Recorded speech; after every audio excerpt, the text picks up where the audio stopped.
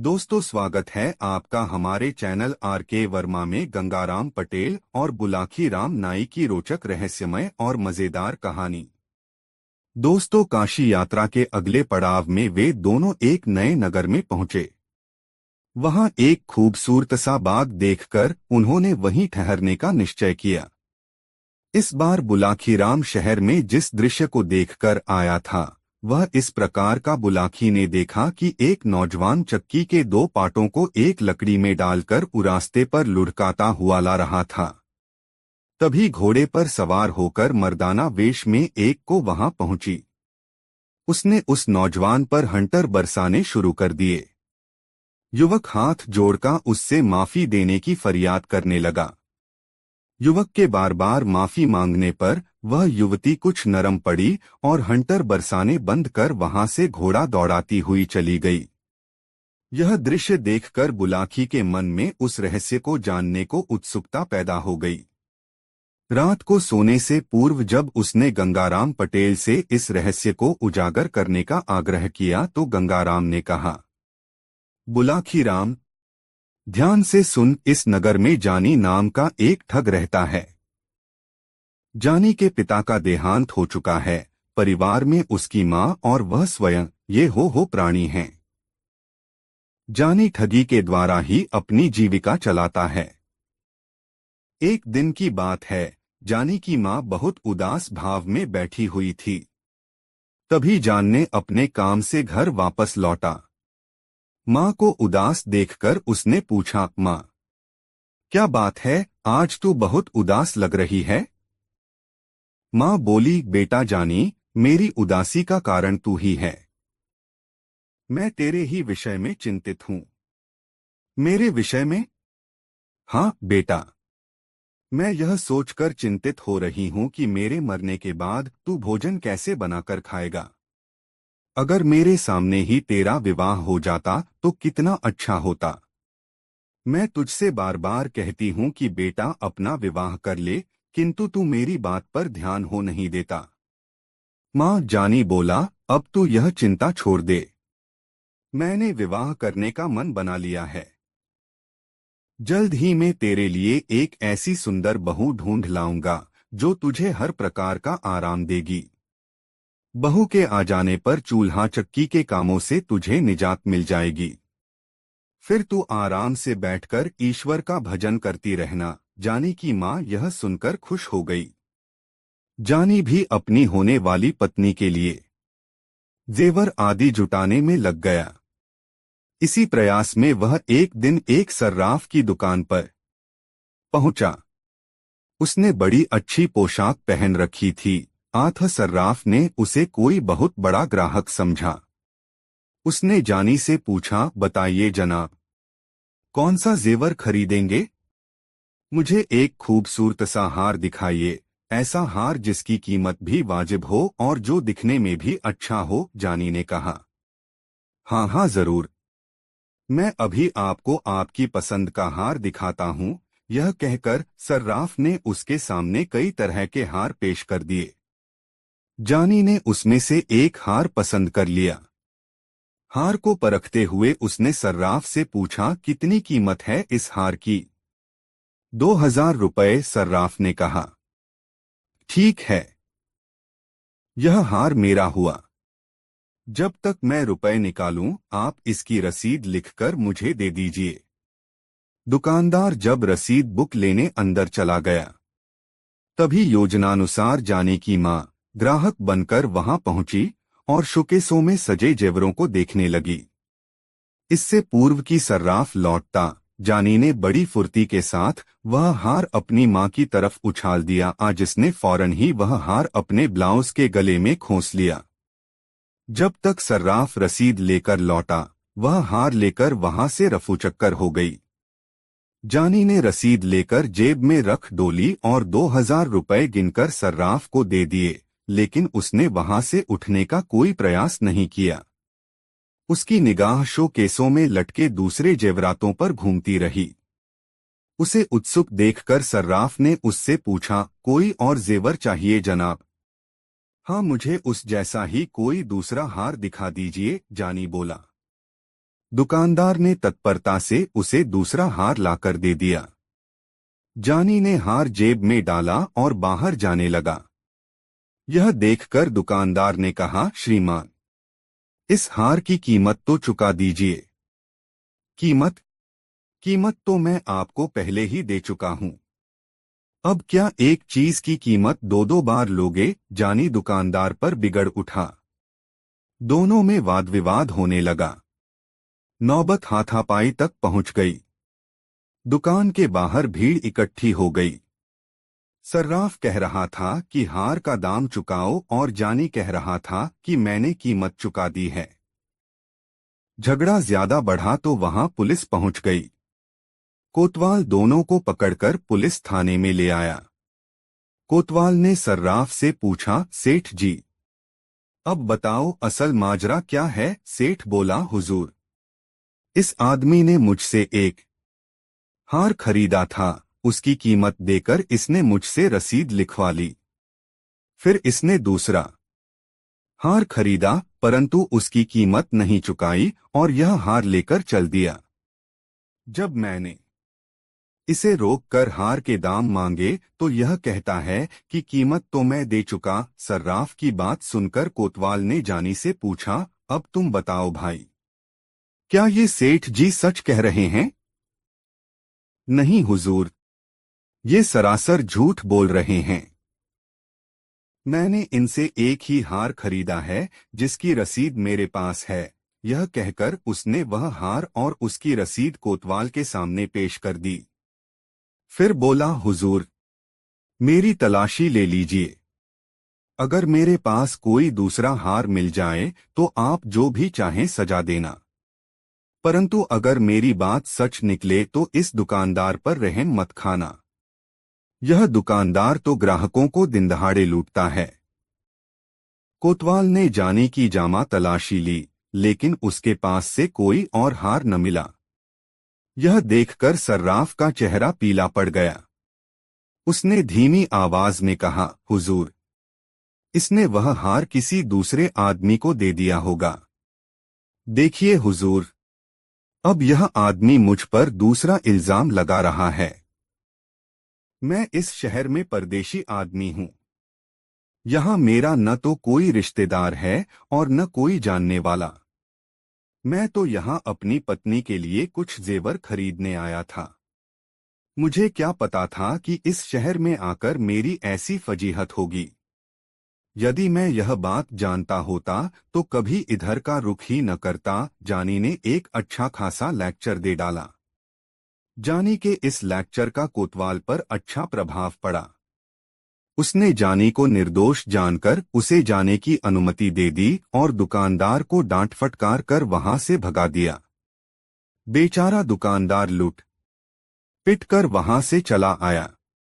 घर लौटकर जानी ने वह हार भी अपनी मां को सौंप दिया और अगले दिन किसी दूसरे व्यक्ति को ठगने की योजना बनाने लगा। बुलाखी राम। अगले दिन जानी फिर ठगी करने के लिए निकला। उसने एक हलवाई की दुकान से 2 सेर जलेबियां खरीदीं और उन्हें लेकर नगर के बाहर एक रास्ते पर बैठ गया। वहां उसने उन जलेबियों में कांटे से छेद कर दिए और एक बबूल के पेड़ पर चढ़कर वह जलेबियां पेड़ के कांटों में टांग दीं। कुछ जलेबियां अपने पास भी रख लीं। कुछ ही देर बाद उसे एक आदमी घोड़े पर बैठा आता दिखाई दिया।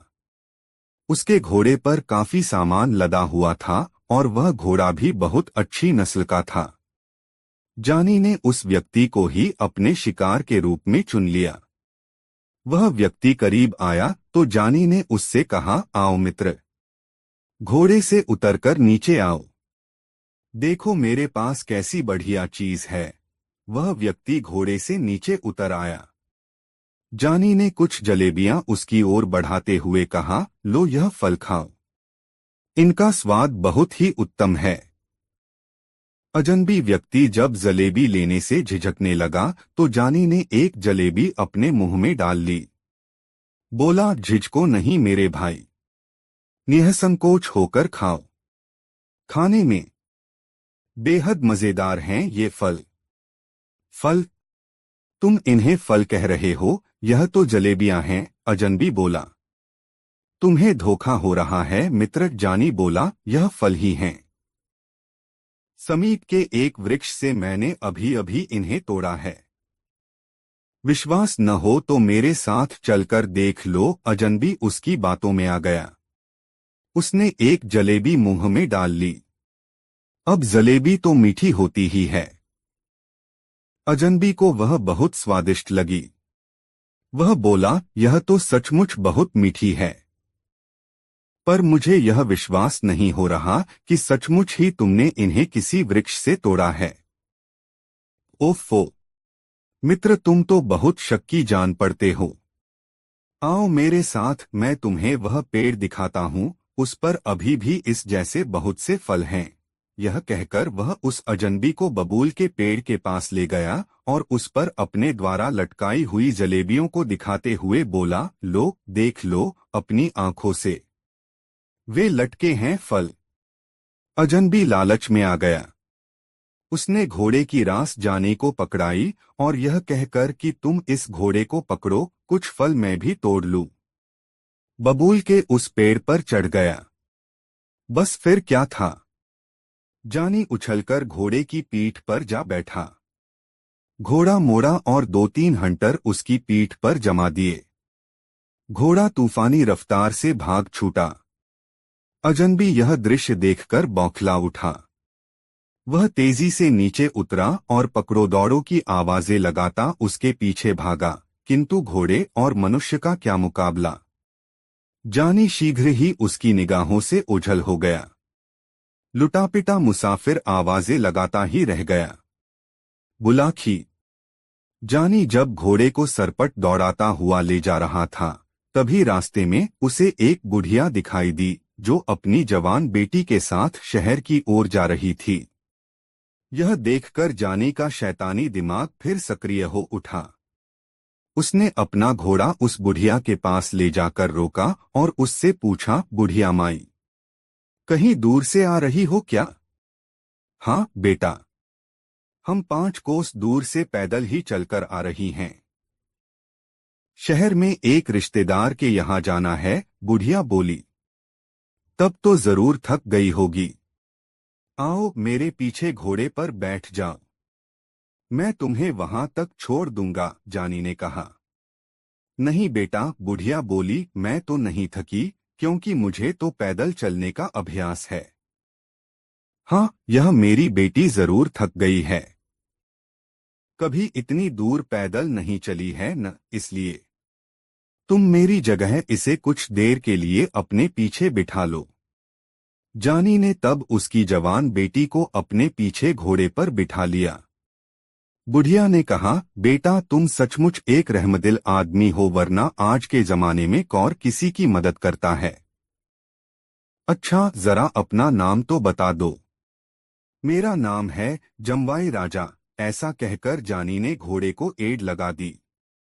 घोड़ा तेजी से आगे की ओर भाग छूटा। यह देखकर बुढ़िया चिल्लाने लगी, ओ जमवाई राजा रुको, मेरी बेटी को कहाँ भगाए ले जा रहे हो? अरे कोई मेरी मदद करो, जमवाई राजा मेरी बेटी को भगाए ले जा रहा है। उसकी पुकार सुनकर लोग हंसने लगे। एक व्यक्ति कहने लगा, अरे बुढ़िया माई, तेरी बेटी को तेरा जमवाई ले जा रहा है तो इसमें बुरी बात क्या है? पत्नी तो अपने पति के ही साथ जाएगी न, फिर तू इतना क्यों चिल्ला रही है? बेचारी बुढ़िया हाथ मलकर रह गई। जानी ठग उसे भी चूना लगा गया। बहरहाल जानी उस युवती को लेकर अपने घर पहुंचा। लड़की चिल्लाने लगी तो जानी ने उसके मुंह पर कपड़ा बांध दिया। उसके हाथ पांव भी बांध दिए ताकि वह भाग न सके। फिर वह अपनी माँ से बोला, माँ, तू मुझसे विवाह करने को कह रही थी न? देख यह बहू लाया हूं तेरे लिए। यह सुनकर बुढ़िया खुश हो गई। उसने लड़की की बलैया ली और जानी से कहा, बेटा बहू तो अच्छी है, परंतु तुमने हाथ पांव और मुंह क्यों बांध दिए हैं? अरे खोल दे इसके हाथ पांव को। यह तो मेरी बड़ी प्यारी बहू है। यह कोई गड़बड़ थोड़े ही करेगी। फिर उसने उस युवती के सिर पर हाथ फिराते हुए उससे पूछा, क्यों बहू? चीखेगी? चिल्लाएगी तो नहीं? युवती भी हालात को समझ गई थी। उसने गर्दन हिलाकर सहमति व्यक्त कर दी। उसने मन में सोचा कि मौका हाथ लगने दे बुढ़िया, तुझे और तेरे इस ठग बेटे को ऐसा पाठ पढ़ाऊंगी कि तू भी क्या याद रखेगी। उस रात जानी की माँ ने अपनी नई बहू के लिए बहुत स्वादिष्ट व्यंजन बनाए और अपने हाथों से उन्हें उस युवती को खिलाया। अगले दिन जानी की तथाकथित बहू ने जानी से कहा, ऐ जी सुनिए, अब तो मैंने भी फैसला कर लिया है कि आपकी पत्नी बनकर ही इस घर में रहूंगी। पर ऐसा करने से पहले मुझे अपनी गृहस्थी का सामान भी इकट्ठा करना होगा। आप ऐसा कीजिए, बाजार चले जाइए और एक चक्की खरीद लाइए। मैं अपने हाथों से आटा पीसकर उससे आपका भोजन तैयार किया करूंगी। इतनी कहानी सुनाकर गंगाराम पटेल ने कुछ क्षण के लिए विराम लिया। हुक्के के 2-3 घंट लिए और आगे बोले, बुलाखी, स्त्री की जात बहुत विचित्र होती है। स्त्रियां चरित्र के बारे में अनेक कहावतें कही और सुनी जाती हैं। कहते हैं कि जब इसका भेद ब्रह्मा ने भी नहीं पाया तो आदमी की क्या औकात। जानी उसकी बातों में आ गया और उसी समय चक्की लाने के लिए बाजार को चल पड़ा। जब उस युवती को यह विश्वास हो गया कि अब जानी काफी दूर चला गया है तो उसने उठकर अंदर का कुंडा बंद कर लिया। टहलती हुई वह जानी के मां के करीब आई और किसी चीते की तरह तेजी से उस पर झपट पड़ी।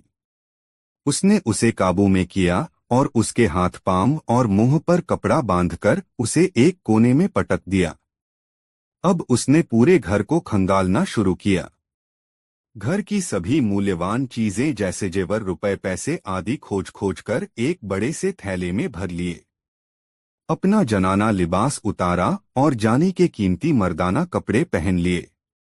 फिर उसने थैला उठाया और उसे घोड़े की पीठ पर रख लिया। वह घोड़े पर बैठी और उस पर सवार होकर बाहर चली गई। जानी की मां उसे जाते हुए देखकर टुकुर टुकुर ताकती रह गई। चोर के ऊपर मोर पड़ गया था। युवती मर्दाने वेश में घोड़े पर सवार होकर बाजार में पहुंची। शीघ्र ही उसे जानी दिखाई दे गया, जो चक्की के दोनों पाटों को एक लकड़ी के डंडे में फंसाकर उसे घसीटता हुआ ला रहा था। युवती उसके पास पहुंचकर रुकी और कड़क कर कहा, अरे हरामखोर, यह क्या कर रहा है? इस चक्की के पाटों को सड़क पर घसीटकर राजकीय सड़क को खराब कर रहा है। ऐसा कहकर उसने 3-4 हंटर जानी की पीठ पर जमा दिए। हंटर की मार खाकर जानी कराह उठा और बार बार हाथ जोड़कर उससे माफी मांगने लगा। उसने युवती को बिल्कुल भी नहीं पहचाना था। मर्दाने वेश में वह उसे कोई बहुत बड़ा सरकारी अफसर ही समझ रहा था। युवती को शायद उस पर दया आ गई थी। उसने हंटर समेटा और घोड़ा दौड़ाती हुई एक दिशा में चली गई। दोस्तों, स्वागत है आपका हमारे चैनल आरके वर्मा में गंगाराम पटेल और बुलाखी राम की मजेदार कहानी। दोस्तों, प्रतापगढ़ नामक नगर में बुलाखी राम ने जो दृश्य देखा उसका सारा वर्णन पटेल जी से कह सुनाया। उसने पटेल को बताया, पटेल जी, आज शाम जब मैं सामान लेकर आपके पास वापस लौट रहा था तो मैंने बाजार में एक अनोखा दृश्य देखा। मैंने देखा कि 2 राजपुरुष एक सुंदर स्त्री की दोनों बाहें पकड़े उसे अपनी अपनी तरफ को खींच रहे थे। यह देखकर मैं उनके निकट पहुंचा। तभी अचानक वह स्त्री गायब हो गई और मैं आश्चर्यचकित होता हुआ आपके पास लौट आया। ठीक है, बोले पटेल, अभी अपनी उत्सुकता थोड़ी शांत रख। रात को सोने से पहले ही तुझे अपने प्रश्न का उत्तर मिल जाएगा। अभी तो भोजनादि की व्यवस्था कर। घोड़ों को दाना पानी खिला, कहकर पटेल शौच निवृत्ति के लिए चले गए। रात को जब दोनों भोजन करके निवृत्त हो गए तो पटेल ने कहा, बुलाखी राम, यहाँ से कुछ 100 कोस दूर वीरमगढ़ नाम का एक नगर है। इस नगर में चक्रधर नाम का एक राजा राज करता था। चक्रधर आयु में पूर्ण रूप से युवा था। अभी उसने विवाह भी नहीं किया था। वह सही अर्थों में अच्छे आचरण वाला एक प्रजापालक राजा था। प्रजा भी उसे बहुत चाहती थी। राजा चक्रधर का एक मंत्री बहुत दुष्ट था। वह राजा के सामने तो बड़ी मीठी मीठी बातें करता था, लेकिन पीठ पीछे उसकी बुराई करता था। उसने गुप्त रूप से पड़ोसी देश के राजा के साथ संपर्क बनाया हुआ था। पड़ोसी देश के राजा ने उससे वादा किया हुआ था कि यदि वह वीरमगढ़ नगर पर उसका अधिकार करा दे तो वह उसे बहुत सा धन और भूमि उपहार में देगा और उसे अपने राज्य का प्रधानमंत्री बना देगा। इसी लालच के कारण वह दुष्ट मंत्री राजा चक्रधर के राज्य की गुप्त सूचनाएं उसे चोरी छिपे पहुंचाता रहता था। उन सूचनाओं के आधार पर एक दिन उस पड़ोसी राजा ने राजा चक्रधर के नगर वीरमगढ़ पर धावा बोल दिया और इससे पहले कि राजा चक्रधर की सेना सावधान होती, उसी मंत्री की सहायता से पड़ोसी राज्य की सेना ने नगर पर अधिकार कर लिया।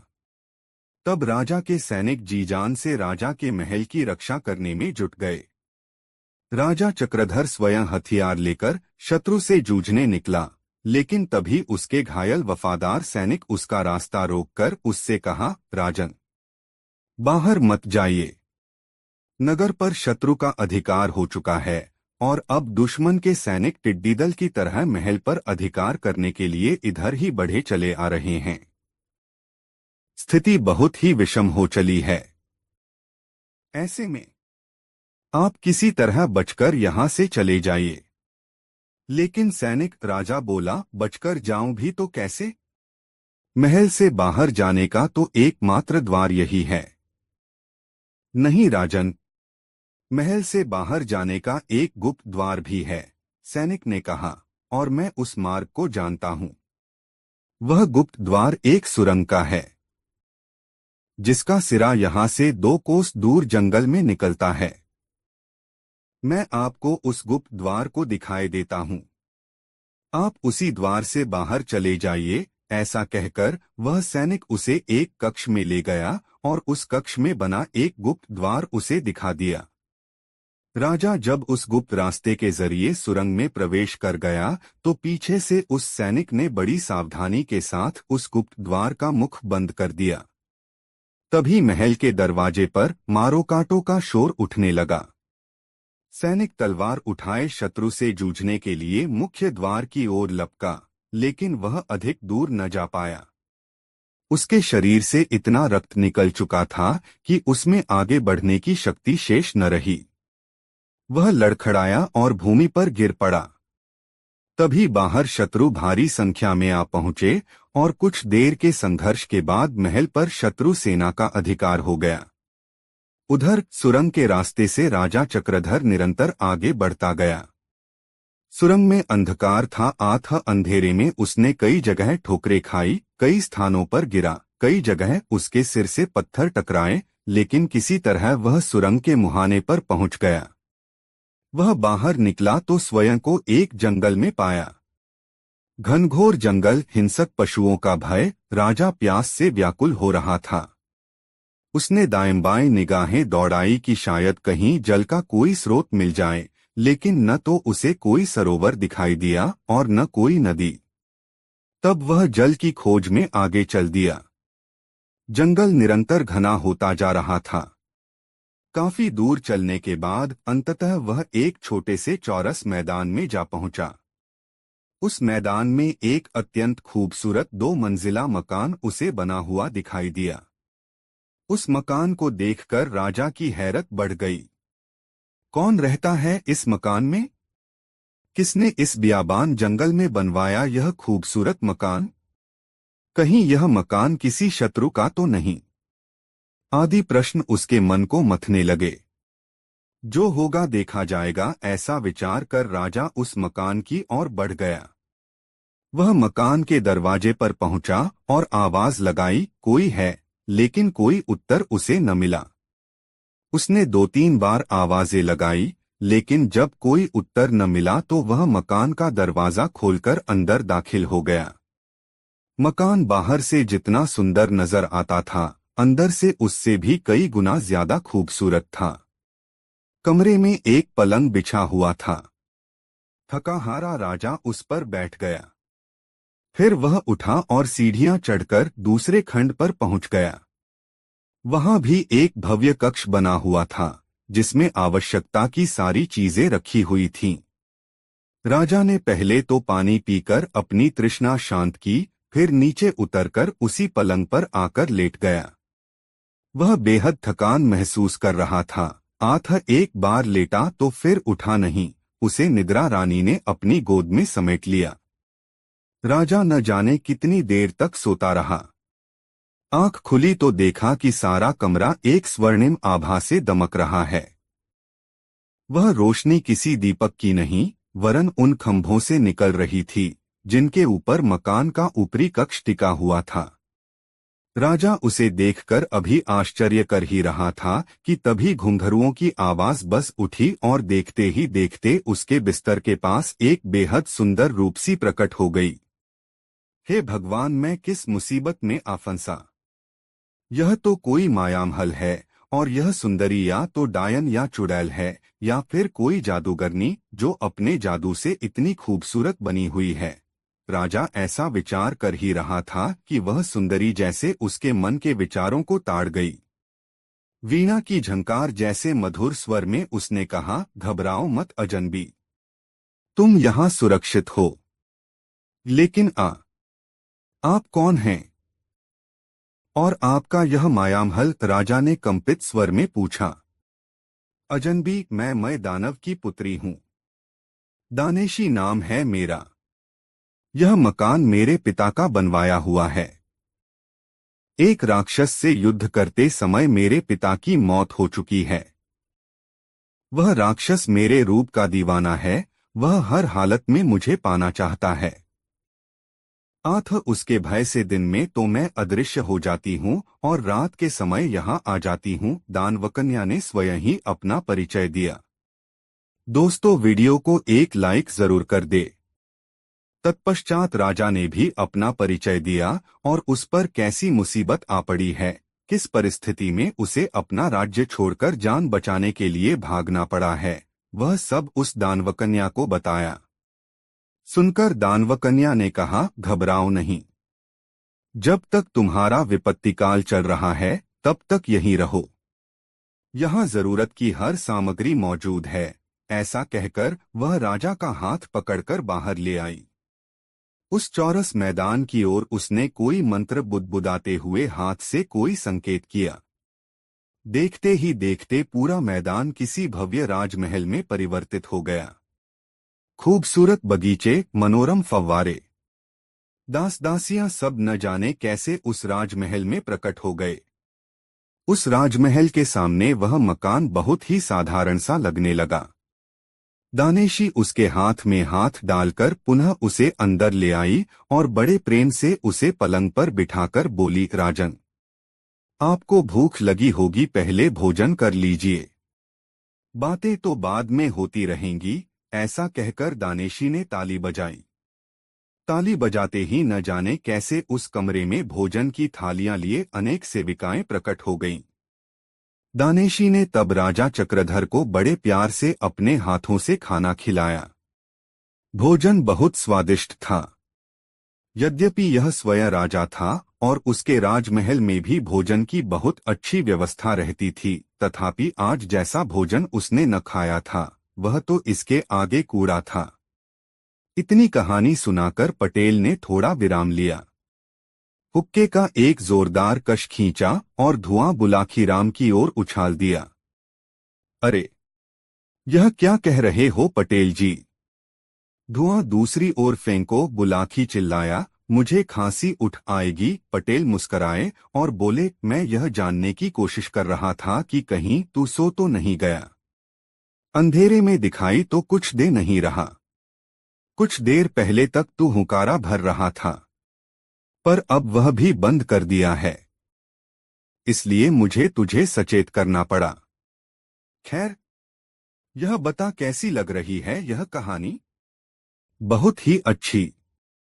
बेहद दिलचस्प, बुलाकी बोला। आप कहानी जारी रखिए। बुलाकी। राजा चक्रधर और दानेशी का प्रेम प्रसंग काफी लंबा है। तो मैं तुझे संक्षिप्त में बताता हूँ कि वहां रहते रहते दोनों में प्यार हो गया। फिर एक दिन अग्नि को साक्षी मानकर दोनों ने विवाह कर लिया और दोनों पति पत्नी के रूप में वहां रहने लगे। बुलाकी। जैसा कि मानव स्वभाव है, हर मानव अपने जीवन में विविधता चाहता है। एक रास्ता उसे बोर कर देती है। यही कुछ राजा चक्रधर के साथ हुआ। महीनों तक एक ही स्थान पर रहते हुए वह उकताने लगा। तो एक दिन अपनी पत्नी दानेशी से कहा, प्रिय, तुम्हें तो। अपनी कहानी को पूर्ण विराम देते हुए गंगाराम पटेल बोले, बुलाकी, आज शाम सड़क पर जो नजारा तू देखकर आया था, वह यही नजारा था।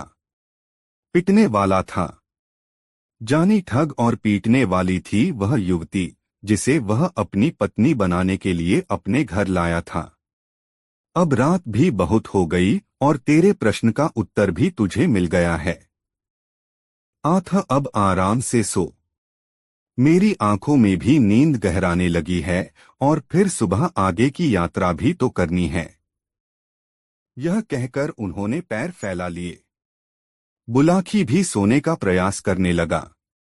दोस्तों, यह कहानी आपको कैसी लगी कमेंट में जरूर बताएं। अगले दिन सुबह उठकर वे दोनों अपनी यात्रा पर निकल गए और दिन भर की यात्रा पूरी करके एक नए नगर में प्रवेश किया। गंगाराम पटेल ने बुलाकी नाई को कुछ पैसे देकर सामान लाने बाजार भेज दिया। बुलाकी सामान लेने जा रहा था, उसने देखा एक आदमी हक्का बक्का सा चिल्ला रहा, अरे मेरी मोहरे कहाँ गई। और फिर मर्तबान को उल्टा पलटा हाथ डालकर देखा, मगर कोई मोहर न निकली। वो लुटा पिटा सा स्तब्ध खड़ा रह गया। उसकी जिंदगी भर की कमाई थी, ऐसा कहने लगा। वह अपना सिरे पीट पीट कर रोने लगा। बोलने लगा, मुझे यकीन हो गया कि साहूकार ने मेरे साथ धोखेबाजों की है। और वो तुरंत साहूकार के पास जाकर उससे मर्तबान में रखी सोने की मोहरों के बारे में पूछा। और थोड़ी ही देर में वहां भीड़ इकट्ठा हो गई। बुलाकी वहां से आश्चर्यचकित हो चल दिया। रात को भोजन पश्चात पटेल जी को सारा हाल सुनाया और बोला, पटेल जी, बाद में उस गरीब के साथ क्या हुआ और वो कौन सी सोने की मोहरे की बात कर रहा था। पटेल जी बोले, बुलाकी, बगदाद में अली ख्वाजा नाम का एक व्यापारी रहता था। उसकी एक छोटी सी दुकान थी। इस दुकान से जो कमाई होती, अली उसी से अपना गुजारा करता था। वह बड़ा धार्मिक प्रवृत्ति और संतोषी किस्म का व्यक्ति था। अली की एक इच्छा थी कि जीवन में एक बार वह हज यात्रा करे। एक रात अली ने सपना देखा। सपने में एक फकीर ने उससे कहा, अली, तू बहुत धन कमा चुका, अब मक्का शरीफ जाकर हज कर आ। अली ने इसे अल्लाह का हुक्म समझा और दूसरे दिन ही हज यात्रा पर जाने का निर्णय कर अपनी दुकान का सारा माल बेच दिया। यात्रा आदि का खर्च निकाल लेने के बाद अली के पास सोने की 1000 मोहरें बचीं। हज यात्रा में इतनी मोहरें साथ ले जाना खतरे से खाली नहीं था। उसने सोचा कि क्या करूं, यदि इन मोहरों को घर में रखकर जाता हूं तो चोरी हो जाने का डर है। आखिरकार उसे एक उपाय सूझा। उसने सोने की सारी मोहरें पीतल के एक मर्तबान में भर दीं। फिर उसके ऊपर अखरोट भरकर मर्तबान का ढक्कन अच्छी तरह बंद कर दिया। अली के घर के पास ही उसका एक मित्र रहता था, जो साहूकारी का धंधा करता था। उसकी ईमानदारी के भी काफी चर्चे थे। अली ने अपना मर्तबान उसके पास ही रख जाना मुनासिब समझा। वह अखरोट का मर्तबान लेकर साहूकार मित्र के घर जा पहुंचा। उसने कहा, दोस्त, मैं हज यात्रा पर मक्का शरीफ जा रहा हूं। वहां से लौटने में मुझे कुछ वक्त तो लगेगा ही। मेरे पास अखरोट से भरा एक मर्तबान है। इसे मैं तुम्हारे पास छोड़कर जा रहा हूं। इसे संभाल कर रखना। जब मैं वापस आऊंगा तब इसे ले जाऊंगा। अरे भाई अली, इसे अपना ही घर समझो और यह लो चाबी। साहूकार ने अली को अपने गोदाम की चाबी देते हुए कहा, तुम खुद ही गोदाम में जाकर अपने हाथों जहां चाहो वहां अपना मर्तबान रख आओ और निश्चिंत होकर हज यात्रा पर जाओ। अल्लाह ताला से हमारे लिए भी दुआ करना। यह सुनकर अली बेहद खुश हुआ। उसने साहूकार से चाबी ली और मर्तबान स्वयं अपने हाथों गोदाम में रखाया। फिर वह बाजार गया और एक ऊंट किराए पर लेकर हज करने निकल पड़ा। इस प्रकार अली को गए 7 वर्ष बीत गए। इस बीच वह मक्का, मदीना, मिस्र, दमिश्क, यरूशलेम आदि विभिन्न तीर्थों की यात्रा करता रहा और अब तो वह वापस अपने मुल्क की ओर आ रहा था। उधर एक दिन साहूकार को अचानक कुछ अखरोटों को जरूरत पड़ गई। रात का समय था। उस समय भला अखरोट कहाँ मिलते, मगर अचानक उसे अपने गोदाम में रखे अली के अखरोटों के मर्तबान की याद आई। उसने सोचा, क्यों न उसी मर्तबान में से कुछ अखरोट ले लिए जाएं। साहूकार अखरोट लेने के लिए गोदाम में गया। उसने अली का मर्तबान खोला तो देखा कि अखरोट सड़ गए हैं। इसलिए उसने मर्तबान उलट दिया। तब अखरोट के साथ साथ मर्तबान में रखी सोने की मोहरें भी निकलकर प्याले में गिर पड़ी। ये नजारा देखकर साहूकार की आंखें फट पड़ी।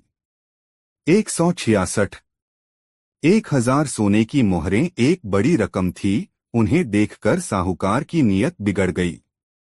उसने सोचा, अली को हज यात्रा पर गए 7 साल हो चुके हैं, मगर वह अब तक लौटकर नहीं आया। हो सकता है वह मर ही गया हो।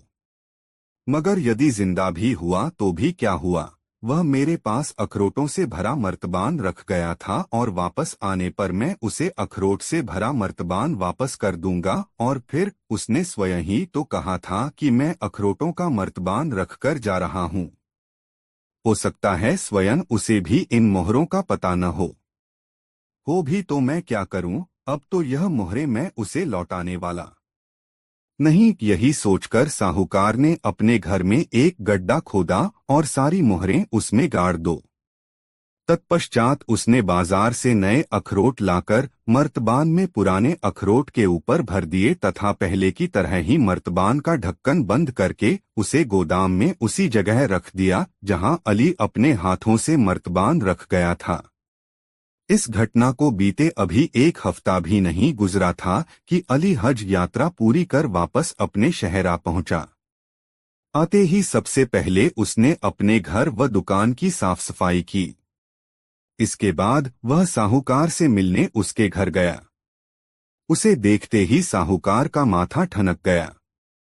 उसके वापस आने की उसे जरा भी खुशी नहीं हुई थी, मगर ऊपरी तौर पर उसने बड़ी गर्मजोशी से उसका स्वागत किया और हालचाल पूछा। अली ने उसे यात्रा के सुखद क्षणों के अपने अनुभव सुनाए। तत्पश्चात मौका पाकर उसने साहूकार से कहा, भाई, अब मैं तो अपना वह मर्तबान। हाँ हाँ, क्यों नहीं।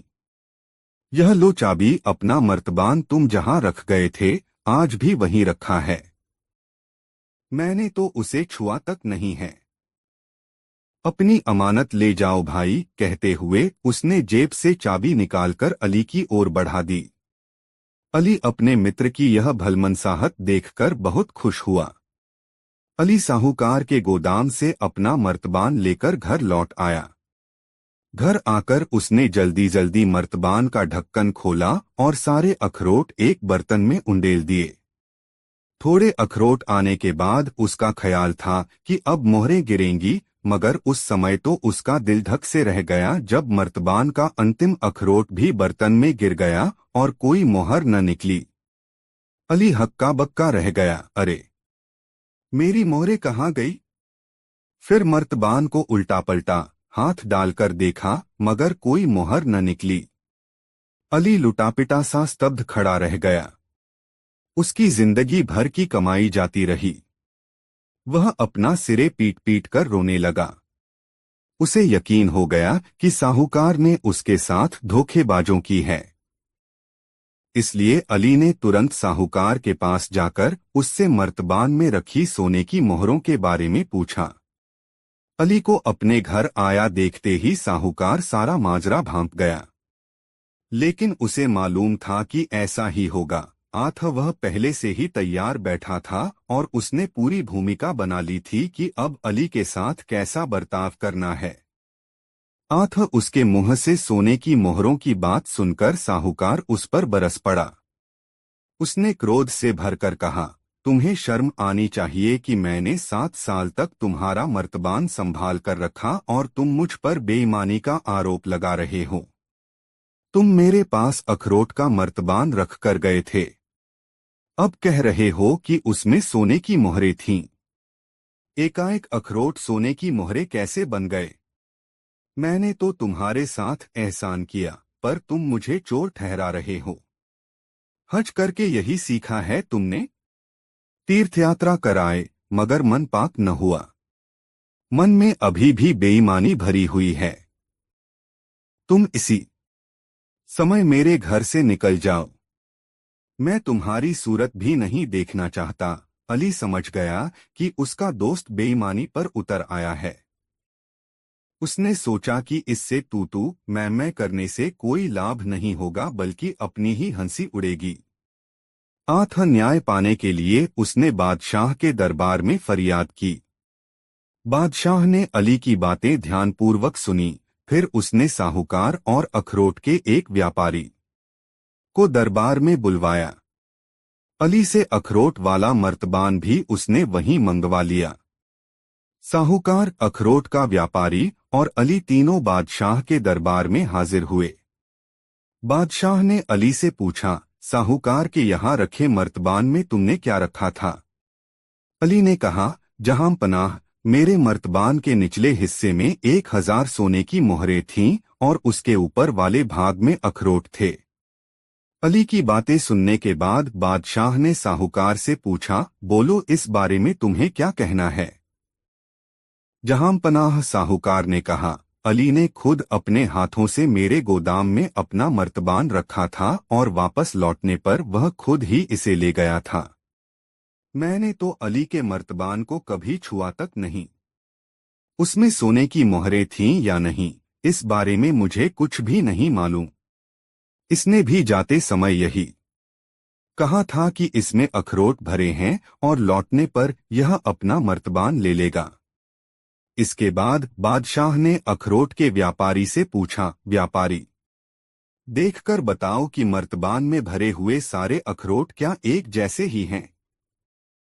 व्यापारी ने अखरोटों की जांच की तो उसने देखा कि मर्तबान में 2 किस्म के अखरोट हैं। उसने उनको 2 हिस्सों में अलग अलग कर दिया। उनमें एक हिस्सा सड़े अखरोटों का था और दूसरा हिस्सा साफ सुथरे अखरोटों का। व्यापारी ने एक हिस्से की ओर इशारा करते हुए कहा, जहां पनाह, ये अखरोट कम से कम 6-7 साल पुराने हैं और सड़ चुके हैं, और ये नई फसल के हैं। बादशाह ने साहूकार से पूछा, अली को तुम्हारे यहाँ अखरोट का मर्तबान रखे कितने साल हो गए? साहूकार ने कहा, 7 साल जहां पना। तुम्हारा कहना है कि तुमने इस मर्तबान को खोला नहीं है। अगर तुमने इसे नहीं खोला तो किसने खोला है? बिना खोले इसमें नए अखरोट कहां से आ गए? तुम्हारे पास कोई सिर्फ अखरोट से भरा मर्तबान क्यों रखेगा भला? तुम झूठे और बेईमान हो। साहूकार की बोलती बंद हो गई। उसने अपना अपराध कबूल कर लिया। बादशाह ने अली को साहूकार से 1000 सोने की मोहरें वापस दिलवा दी। तत्पश्चात बादशाह ने साहूकार की सारी संपत्ति जब्त करके उसे देश निकाला दे दिया। कहानी का समापन करते हुए गंगाराम पटेल ने बुलाकी नाई से कहा, बुलाकी राम, आज तू जिस दृश्य को देखकर आया था वह दृश्य उसी समय का था। अब बता, तेरी जिज्ञासा शांत हुई या नहीं? हो गई पटेल जी, बुलाकी बोला, आप तो जैसे अंतर्यामी हैं। सारी कहानी का खाका मेरी आंखों के सामने ऐसे नाच उठा जैसे यह घटना मेरे सामने ही घटित हुई हो। बस तो फिर अब सो जा। यह कहकर गंगाराम ने आंखें मूंद लीं। कुछ ही देर में बुलाखीराम नाई के भी खर्राटे वहां गूंजने लगे। दोस्तों, कहानी कैसी लगी कमेंट में जरूर बताएं और वीडियो को एक लाइक जरूर करें। दोस्तों, प्रतापगढ़ नामक नगर में बुलाखीराम ने जो दृश्य देखा उसका सारा वर्णन पटेल जी से कह सुनाया। उसने पटेल को बताया, पटेल जी, आज शाम जब मैं सामान लेकर आपके पास वापस लौट रहा था तो मैंने बाजार में एक अनोखा दृश्य देखा। मैंने देखा कि दो राजपुरुष एक सुंदर स्त्री की दोनों बाहें पकड़े उसे अपनी अपनी तरफ को खींच रहे थे। यह देखकर मैं उनके निकट पहुंचा, तभी अचानक वह स्त्री गायब हो गई और मैं आश्चर्यचकित होता हुआ आपके पास लौट आया। ठीक है, बोले पटेल, अभी अपनी उत्सुकता थोड़ी शांत रख। रात को सोने से पहले ही तुझे अपने प्रश्न का उत्तर मिल जाएगा। अभी तो भोजनादि की व्यवस्था कर। घोड़ों को दाना पानी खिला, कहकर पटेल शौच निवृत्ति के लिए चले गए। रात को जब दोनों भोजन करके निवृत्त हो गए तो पटेल ने कहा, बुलाखीराम, यहाँ से कुछ 100 कोस दूर विरमगढ़ नाम का एक नगर है। इस नगर में चक्रधर नाम का एक राजा राज करता था। चक्रधर आयु में पूर्ण रूप से युवा था। अभी उसने विवाह भी नहीं किया था। वह सही अर्थों में अच्छे आचरण वाला एक प्रजापालक राजा था। प्रजा भी उसे बहुत चाहती थी। राजा चक्रधर का एक मंत्री बहुत दुष्ट था। वह राजा के सामने तो बड़ी मीठी मीठी बातें करता था, लेकिन पीठ पीछे उसकी बुराई करता था। उसने गुप्त रूप से पड़ोसी देश के राजा के साथ संपर्क बनाया हुआ था। पड़ोसी देश के राजा ने उससे वादा किया हुआ था कि यदि वह विरमगढ़ नगर पर उसका अधिकार करा दे तो वह उसे बहुत सा धन और भूमि उपहार में देगा और उसे अपने राज्य का प्रधानमंत्री बना देगा। इसी लालच के कारण वह दुष्ट मंत्री राजा चक्रधर के राज्य की गुप्त सूचनाएं उसे चोरी छिपे पहुंचाता रहता था।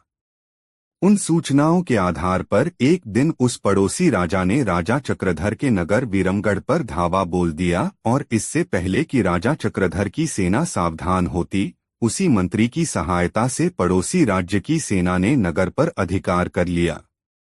तब राजा के सैनिक जी-जान से राजा के महल की रक्षा करने में जुट गए। राजा चक्रधर स्वयं हथियार लेकर शत्रु से जूझने निकला, लेकिन तभी उसके घायल वफादार सैनिक उसका रास्ता रोककर उससे कहा, राजन, बाहर मत जाइए। नगर पर शत्रु का अधिकार हो चुका है और अब दुश्मन के सैनिक टिड्डी दल की तरह महल पर अधिकार करने के लिए इधर ही बढ़े चले आ रहे हैं। स्थिति बहुत ही विषम हो चली है। ऐसे में आप किसी तरह बचकर यहां से चले जाइए। लेकिन सैनिक राजा बोला, बचकर जाऊं भी तो कैसे? महल से बाहर जाने का तो एकमात्र द्वार यही है। नहीं राजन, महल से बाहर जाने का एक गुप्त द्वार भी है, सैनिक ने कहा, और मैं उस मार्ग को जानता हूं। वह गुप्त द्वार एक सुरंग का है, जिसका सिरा यहां से 2 कोस दूर जंगल में निकलता है। मैं आपको उस गुप्त द्वार को दिखाई देता हूं। आप उसी द्वार से बाहर चले जाइए। ऐसा कहकर वह सैनिक उसे एक कक्ष में ले गया और उस कक्ष में बना एक गुप्त द्वार उसे दिखा दिया। राजा जब उस गुप्त रास्ते के जरिए सुरंग में प्रवेश कर गया तो पीछे से उस सैनिक ने बड़ी सावधानी के साथ उस गुप्त द्वार का मुख बंद कर दिया। तभी महल के दरवाजे पर मारो काटो का शोर उठने लगा। सैनिक तलवार उठाए शत्रु से जूझने के लिए मुख्य द्वार की ओर लपका, लेकिन वह अधिक दूर न जा पाया। उसके शरीर से इतना रक्त निकल चुका था कि उसमें आगे बढ़ने की शक्ति शेष न रही। वह लड़खड़ाया और भूमि पर गिर पड़ा। तभी बाहर शत्रु भारी संख्या में आ पहुंचे और कुछ देर के संघर्ष के बाद महल पर शत्रु सेना का अधिकार हो गया। उधर सुरंग के रास्ते से राजा चक्रधर निरंतर आगे बढ़ता गया। सुरंग में अंधकार था। अंधेरे में उसने कई जगह ठोकरें खाई, कई स्थानों पर गिरा, कई जगह उसके सिर से पत्थर टकराए, लेकिन किसी तरह वह सुरंग के मुहाने पर पहुंच गया। वह बाहर निकला तो स्वयं को एक जंगल में पाया। घनघोर जंगल, हिंसक पशुओं का भय, राजा प्यास से व्याकुल हो रहा था। उसने दाएं बाएं निगाहें दौड़ाई कि शायद कहीं जल का कोई स्रोत मिल जाए, लेकिन न तो उसे कोई सरोवर दिखाई दिया और न कोई नदी। तब वह जल की खोज में आगे चल दिया। जंगल निरंतर घना होता जा रहा था। काफी दूर चलने के बाद अंततः वह एक छोटे से चौरस मैदान में जा पहुंचा। उस मैदान में एक अत्यंत खूबसूरत 2 मंजिला मकान उसे बना हुआ दिखाई दिया। उस मकान को देखकर राजा की हैरत बढ़ गई। कौन रहता है इस मकान में? किसने इस बियाबान जंगल में बनवाया यह खूबसूरत मकान? कहीं यह मकान किसी शत्रु का तो नहीं? आदि प्रश्न उसके मन को मथने लगे। जो होगा देखा जाएगा, ऐसा विचार कर राजा उस मकान की ओर बढ़ गया। वह मकान के दरवाजे पर पहुंचा और आवाज लगाई, कोई है, लेकिन कोई उत्तर उसे न मिला। उसने 2-3 बार आवाजें लगाई, लेकिन जब कोई उत्तर न मिला तो वह मकान का दरवाजा खोलकर अंदर दाखिल हो गया। मकान बाहर से जितना सुंदर नजर आता था, अंदर से उससे भी कई गुना ज्यादा खूबसूरत था। कमरे में एक पलंग बिछा हुआ था। थका हारा राजा उस पर बैठ गया। फिर वह उठा और सीढ़ियां चढ़कर दूसरे खंड पर पहुंच गया। वहां भी एक भव्य कक्ष बना हुआ था, जिसमें आवश्यकता की सारी चीजें रखी हुई थीं। राजा ने पहले तो पानी पीकर अपनी तृष्णा शांत की, फिर नीचे उतरकर उसी पलंग पर आकर लेट गया। वह बेहद थकान महसूस कर रहा था। आठ एक बार लेटा तो फिर उठा नहीं। उसे निद्रा रानी ने अपनी गोद में समेट लिया। राजा न जाने कितनी देर तक सोता रहा। आंख खुली तो देखा कि सारा कमरा एक स्वर्णिम आभा से दमक रहा है।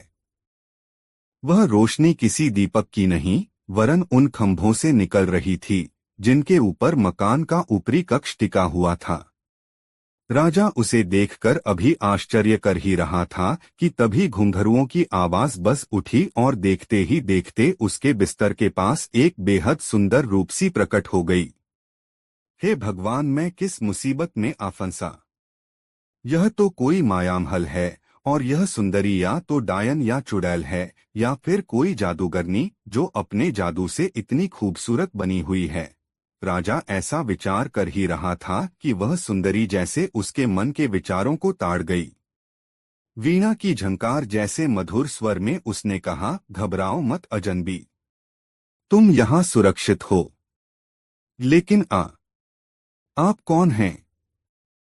और आपका यह मायामहल? राजा ने कंपित स्वर में पूछा।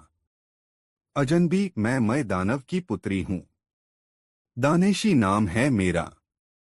यह मकान मेरे पिता का बनवाया हुआ है। एक राक्षस से युद्ध करते समय मेरे पिता की मौत हो चुकी है।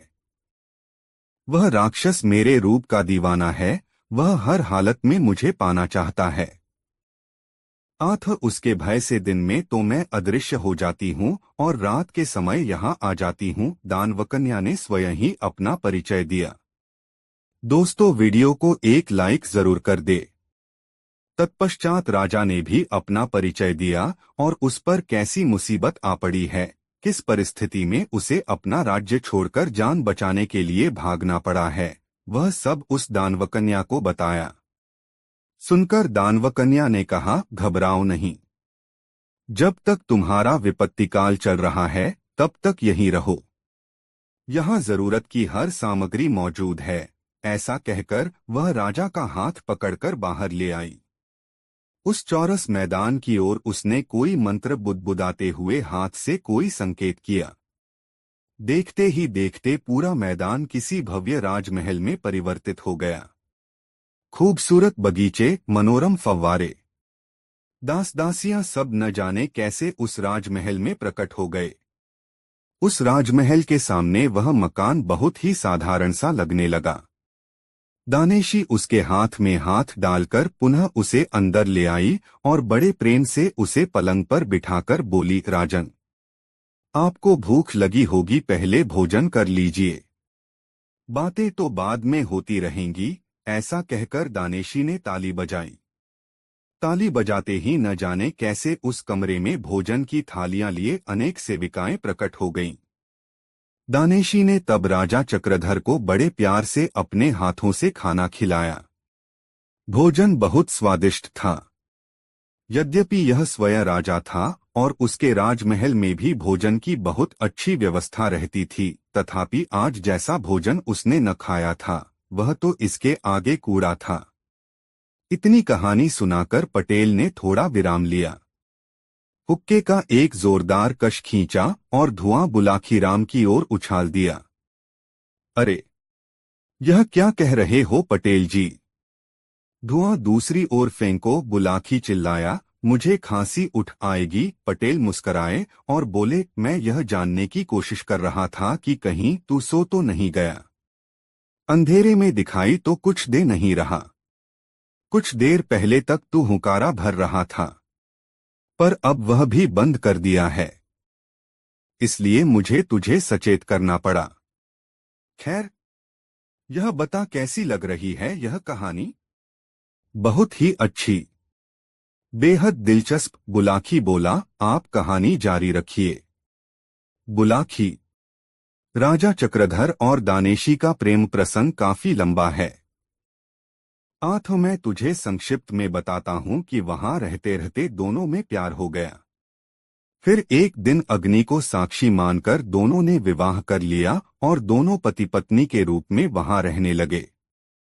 बुलाखी, जैसा कि मानव स्वभाव है, हर मानव अपने जीवन में विविधता चाहता है। एक रास्ता उसे बोर कर देती है। यही कुछ राजा चक्रधर के साथ हुआ। महीनों तक एक ही स्थान पर रहते हुए वह उकताने लगा। तो एक दिन अपनी पत्नी दानेशी से कहा, प्रिय, तुम्हें तो तंत्र मंत्र विद्या का ज्ञान है। आथ जब चाहे रूप बदलकर अथवा अदृश्य रूप में जहां भी चाहती हो चली जाती हो, किंतु मैं ठहरा एक साधारण मानव।